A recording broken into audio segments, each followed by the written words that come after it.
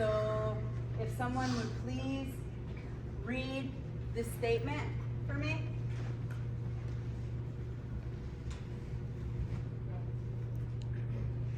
There were more than 523 government-funded and often church-run Indian boarding schools across the U.S. in the 19th and 20th centuries. Indian children were forcibly abducted by government agents, sent to schools hundreds of miles away, and beaten, starved, or otherwise abused when they spoke their native languages. So that statement alone, what does that mean to you guys?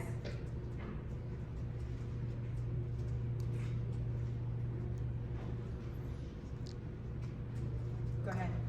It shows that they're trying to remove the natives from their own culture and from abusing them. That's good. I will add, they didn't just try, they did. This is a part, I want you guys to understand, this is a part of the United States history that people don't want to talk about. We are the strongest nation in the world, but no one wants to talk about the genocide that happened here in the United States. And not only that, an entire generation of people were affected that has continued on and perpetuated to this day.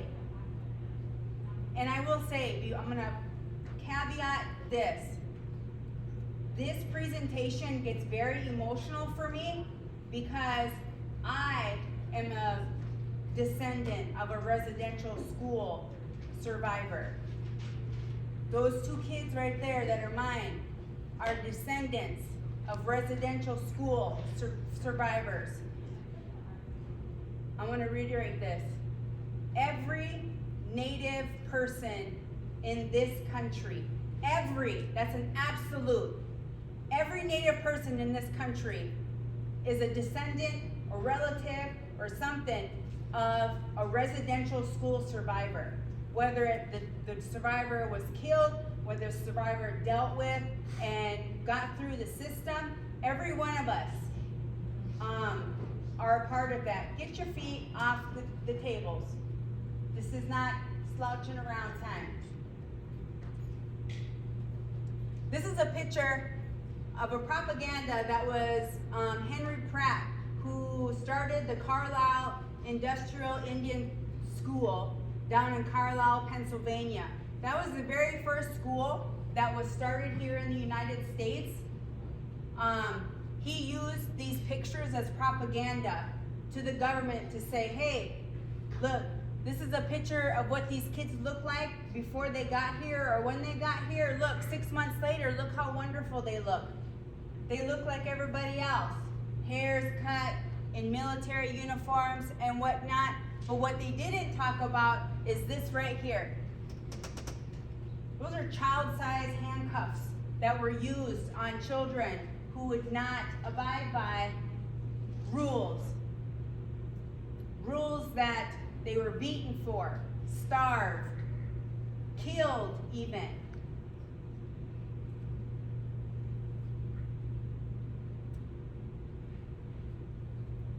So here's just kind of like an idea as to how this whole thing started. We go from the first to the fourth generation. So the first generation is like 1860 something to the Depression era. So I'm going to read a statement right here that says, beginning with the Indian Civilization Fund Act of March 3rd, 1819, and the Peace Policy of 1869, the United States, in concert with and the urging of several Christian denominations, adopted a boarding school policy expressly intended to implement cultural genocide through the removal and reprogramming of American Indian and Alaska Native children. The stated purpose of this policy was to kill the Indian, save the man. The U.S. boarding school era emerged from the federal government's desire to deal with the Indian problem by using education as a weapon. What do we use education now for? teach you guys how to deal with what's coming, the real world. We're not assimilating you into anything. We're not taking away your identity. We're not saying you can't speak English. We're teaching you. We're not assimilating you. But in this particular period, in this part of our United States history, education was used as a tool. At the same time, the U.S. hunted bison to near extinction to eliminate a major source of sustenance for Native people. One army leader said to have ordered his troops to kill every buffalo you can, because that means one Indian is gone. While this effort sought to eliminate Indian nations by starving indigenous economies, boarding schools were even more insidious. The intent was to eliminate Indians by removing all traces of tribal cultures, language, spiritual traditions, family ties, and replacing them with European Christian ideas of civilization, religion, and culture. So, what does my shirt say? What does my shirt say? Firm sage, sweetgrass, and the doctrine of discovery. Yes. What's the doctrine of discovery? It was an act written by the Pope saying, any land that you discover, you have to assimilate all the savages or non-Christians or whatever into Christianity. That's what doctrine of discovery is. So we do have to eliminate that. We have to teach you guys. You have to teach your own children. Columbus did not discover America. People were already here. And that's what you learned in school, right? Christopher Columbus discovered America. So it's a total false statement. I mean, this is a part of why it is important that we talk about this. It is important to understand. How are we going to learn? How are we going to learn if we don't learn about our true history of our country? Germans have to learn about World War II. It's a part of their curriculum. It's only just recently started that you're going to learn about the genocide. Not only of Germans, natives, the Armenian genocide, there's a whole bunch of stuff. Rwanda, I was in active duty during Rwanda. You know, you don't hear about that stuff. But what is important is you guys are Americans. You're U.S. citizens. This is a part of your history. This dark part is a part of your history, and you have to remember that. And this is important that you teach your own children that. Can you take your AirPods out? Yeah. So, at the end of the Indian Wars, these kids, this guy right here, he's a guy from my tribe. He was famous. Charles Eastman is his name. If you read about the Bury My Heart at Wounded Knee, he was the doctor that was a part of that Indian agency. He went to Carlisle, and he came out of Carlisle looking like this. But he was the first American Indian doctor in the United States. But this first generation, it was forced assimilation and the prohibition of native languages and cultures. So I did this in the first period. Your name, I don't care what it is. I don't care what it is. Your name right now is Shirley. I don't care what your name is. You're George. And I don't care what your name is. You are Gretchen. I hate that name, but Gretchen. So that's Gretchen, George, and Shirley. Because my grandma's named Shirley. Could you imagine being called that? Having your name taken away from you, your identity, family name that your parents gave you, and someone else gets to choose a name for you.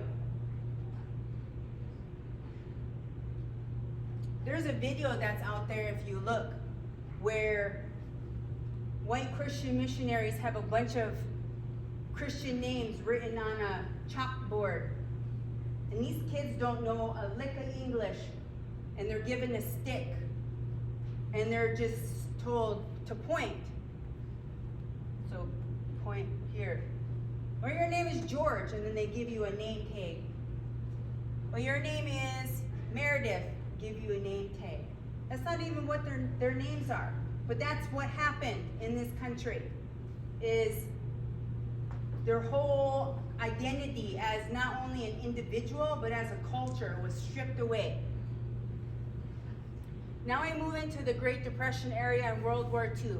So in between these two, the United States realized and found out that there were a lot of atrocities that were going on in these boarding schools. But not only that, they decided that Christians also needed to partake in this because the United States government couldn't do it all. So Christian entities came in and said, hey, the Catholics get this many schools, the Methodists get this many, the Presbyterian get this many, and even Mormons got schools. So they moved into the second generation. So students now are becoming bilingual. You got English speakers and then native language speakers.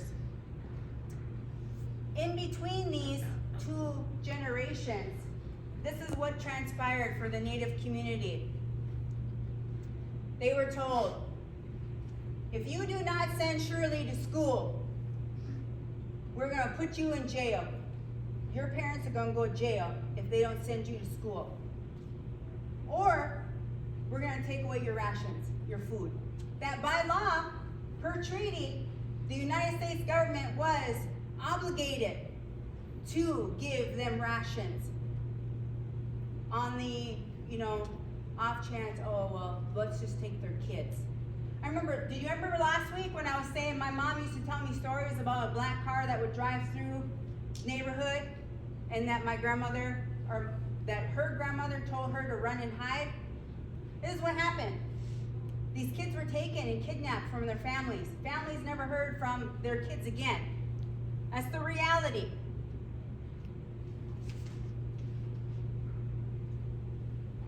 So, from the first generation to the third generation, when it all started, there were about 20,000 students, 20,000 children that were taken and put into these residential schools. By the third generation, 85% of all Indian kids in the United States were put in residential schools. Now this is a personal thing for me because I grew up in a town that still to this day has an open and operating residential school. Now, they say a boarding school. When you think of boarding schools, you think of these rich kids going off, living the dream, away from parents, going off and skiing and all this other stuff. Well, that's not what boarding school was for Native kids.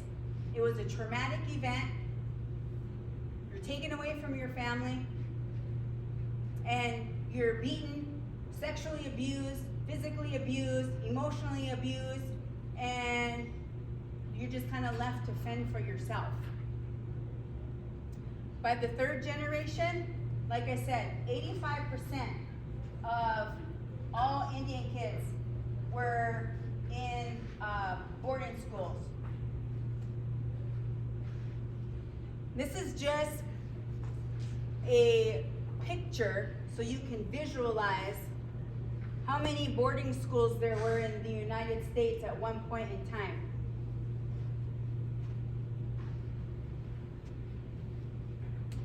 That is where I grew up. It's called the Wapton Indian School, now known as Circle of Nations. I grew up right where that boarding school is. And that left a lasting impression on me because my dad was white. I showed you a picture of my parents last week. My dad was white, my mom's Native. About it, like typical brown skin, dark hair, all that stuff. So this left me personally with a cultural identity crisis. I have my own identity crisis because I was too white for the Indian kids, and I was too dark for the white kids. And that's what I had to deal with as a kid. But not only that, I grew up in a town where Indian kids were treated like trash. When they were allowed to go out in the town, they're on Saturdays, those storekeepers, the people in the different stores would follow these kids to make sure that they wouldn't steal. But that just gives you an idea as to all the boarding schools that were operating within the United States. But in all reality, the United States has absolutely no clue today, no idea how many boarding schools they really had in this country. None, no idea. But not only that, they have no idea how many kids actually went to school and how many died. Because I don't know if you guys heard in the news, read the news, care to know in the news, but up in Canada, they found a mass grave of 216 kids thrown in a mass grave. And they have no idea where these kids came from. But they know that they were part of that residential school up in Canada. Now, does anybody know who that is in the middle? There.